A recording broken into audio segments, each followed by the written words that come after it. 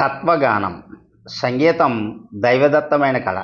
దీని పరమ ప్రయోజనం మనోరంజనం, మానసిక ఆరోగ్యం, ఆధ్యాత్మిక జ్ఞానం, భక్తి, వైరాగ్యాలను పెంపొందించడానికి ఉపయోగపడుతుంది. ఇది శాస్త్రీయ జానపద పోకడలతో అలరారుతుంది. అలాంటి సంగీతానికి ప్రజాదరణ ఎప్పుడూ దక్కుతుంది. త్యాగరాజాది వాగ్గేయకారులు ఆధ్యాత్మిక జ్ఞానాన్ని పంచడమే పరమలక్ష్యంగా ఉండేది. అయితే వారి రచనలన్నీ పాండిత్యం, అక్షర జ్ఞానం కలిగిన వారికే అర్థమయ్యేవి. ఏ పాండిత్యం లేని పామరజనం సైతం తమ ముక్తి పిపాసను తీర్చుకోవడానికి తమదైన బాణీలలో తత్వబోధనను గీతాల రూపంలో సృష్టి చేసుకున్నారు. ఇవన్నీ మౌఖికంగానే ఒకరి నుంచి మరొకరికి వ్యాపించేవి. ఊరు ఊరని ఏవు, ఊరు నాదని ఏవు, ఏ ఊరి దాని వేసిలక అనే గీతం అంతా మిథ్య అని బోధిస్తుంది. ఇల్లు వాకిలి నాది, ఇల్లాలు నాదనుచు ఏల భ్రమసితి వయ్య మనసా అని ఇంకో తత్వం. ఈ తత్వగీతాల్లో ఎక్కువగా సుఖదుష్టాలను సమాన దృష్టితో చూడాలని, ఇంద్రియ నిగ్రహం కలిగి ఉండాలని, నిత్యం యోగాభ్యాసం చేయాలని చెబుతూ ఉంటాయి.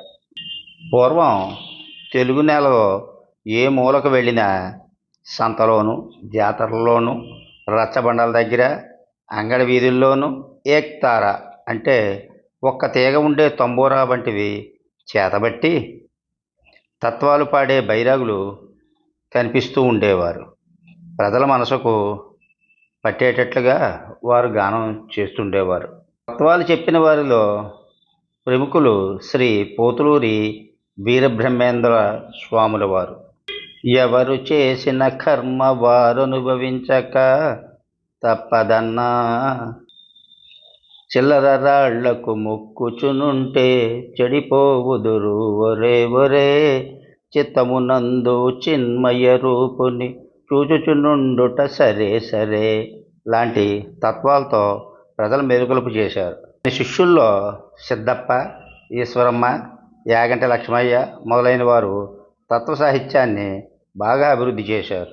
అలాగే నెట్టల ప్రకాశదాసు, యడ్ల రామదాసు, తరికొండ సుబ్రహ్మణ్యం మొదలైన తత్వవేత్తలు రచనలు తేట తెలుగు మాటలతో సుబోధకంగా ఉంటాయి. వస్తా వట్టిదే, పోతా వట్టిదే మొదలైన తత్వాలు కొన్ని ఉదాహరణలు మాత్రమే. అలాగే ఎక్కడి మానుష జన్మం వెత్తిన ఫలమేమున్నది అని, ఏమి సేతురలింగ నేనేమి సేతు మొదలైన తత్వాల్లో నిగూఢమైన వేదాంత భావం వినపడుతుంది. తేలికైన మాటలతో జీవాత్మ పరమాత్మ మధ్య సంబంధాన్ని వివరిస్తూ సాగే తత్వాలు ఇంకా ఎన్నో ఉన్నాయి.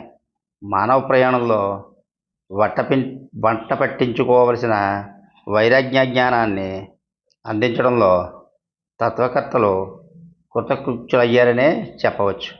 గంటి ఉషా బాల గారికి కృతజ్ఞతలతో.